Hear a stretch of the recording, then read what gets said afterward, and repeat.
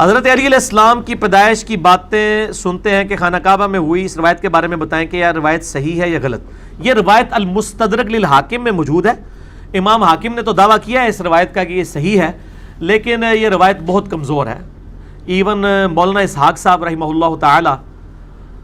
جو اہل سنت اور اہل تشیع دونوں کے ہاں ایک اتھارٹی مانے جاتے ہیں، اور میرے ان کے ساتھ 40 کوسچنز بھی ریکارڈڈ ہیں جو میں نے ان سے 1 to 1 کیے تھے، 40 کوسچنز ود مولانا اسحاق آن 23 مارچ 2012، وہ آپ یوٹیوب پہ لاکھوں لوگ دیکھ چکے ہیں۔ سیدنا علی کے سپاہی تھے اس روایت کے اوپر، ناسبیت کے خلاف انہوں نے علم بلند کیا، ان سے بھی یہ سوال ہوا تھا تو انہوں نے بھی یہ مانا تھا کہ یہ روایت کمزور ہے، اور انہوں نے بڑی ٹیکنیکل بات کی تھی کہ کعبے کے اندر پیدائش ہونا یہ حضرت علی کے لیے فضیلت نہیں ہے، یہ کعبے کے لیے فضیلت ہے۔ ظاہر ہے ابو داؤد ترمذی میں یہ حدیث موجود ہے کہ اے کعبہ تیری حرمت اللہ کے نزدیک ہے،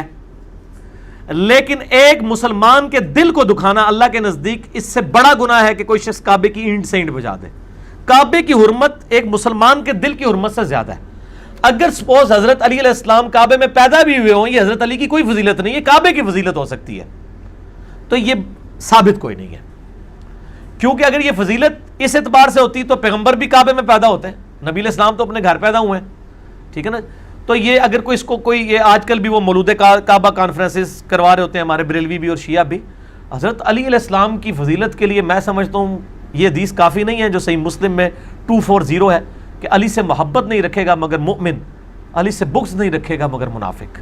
محبت علی از دا لٹمس ٹیسٹ آف ایمان۔ پھر جو حدیث متواتر ہے صحیح مسلم میں، ترمذی میں، سنن نسائی الکبریٰ میں کہ آپ صلی اللہ علیہ وسلم نے غدیر خم پہ کہا تھا من کنت مولاہ فہذا علی مولاہ، جس کا مولا میں اس کا مولا علی۔ یہ اتنی حدیثیں موجود ہیں کہ ہم اس طرح کی جعلی روایتوں کا سہارا رہیں۔ ویسے کرنے کی فضیلت کے اوپر اتنی حدیثیں موجود ہیں مسلم شریف میں 4، لیکن آپ نے ضرور وہ دانت توڑنے والا جھوٹا واقعہ گھڑا ہوا بیان کرنا ہے۔ اور جی کیلا جو ہے وہ حضرت ویسے کرنے کے لیے اترا، وہ کیلا اللہ کے بندو پہلے تھا موجود ہے، کسی گورے نے سنا دینا، اسلام ہی بدنام ہوئے گا۔ اور میں تو اللہ کا شکر ادا کرتا ہوں کہ ہمارے انڈیا، پاکستان، بنگلہ دیش اور افغانستان کے علماء اردو میں لیکچر دیتے ہیں، اگر یہ انگریزی میں ہو نا تو گورے اسلام قبول کرنا ہی چھوڑ دیں گے، اتنی فرسودہ یہ باتیں کرتے ہیں۔ کیلا جی ویسے کرنی ہے ایسے نازل ہو ایسی، کیلا تو بھائی پہلے سے موجود ہے دنیا میں، ٹھیک ہے نا، تو ویسے کرنے کے لیے نہیں کیلا نازل ہوا، اللہ معافی دے۔ نبی علیہ السلام مطلب دنیا سے تشریف لے گئے ہیں اور وہ ملاقات نہیں کر سکے ہیں، وہ صحابی نہیں ہیں، وہ تابعی ہیں، خیر التابعین میں سے ہیں، جنگ صفین میں حضرت علی کی طرف سے لڑتے ہوئے شہید ہوئے ہیں، حضرت علی کی بیعت کی ہے ویسے کرنی نے باقاعدہ،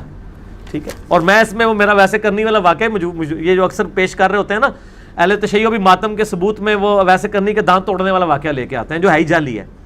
تو میں ان کو پھر علم الکلام سے جواب دیتا ہوں کہ بھئی مولا علی علیہ السلام صحیح مسلم میں آتا ہے کہ نبی علیہ السلام کے جب دانت شہید ہوئے تو سال بن سعد السعدی کہتے ہیں کہ خون نہیں رکتا تھا تو سیدہ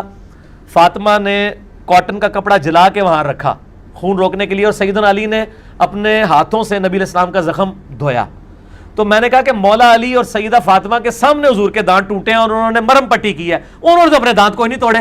دسو مولا علی وڈے عاشق نہیں یا ویسے کرنی؟ فوراً خاموشی ہو جاتی ہے۔ مولا علی سے بڑا تو کوئی عاشق رسول نہیں ہے، لیکن مولا علی نے یہ کبھی کام کرنا ہی نہیں تھا، نہ ویسے کرنی نے کیا، ٹھیک ہے۔ تو ساڈے کول تو پھر یہی گلاں جے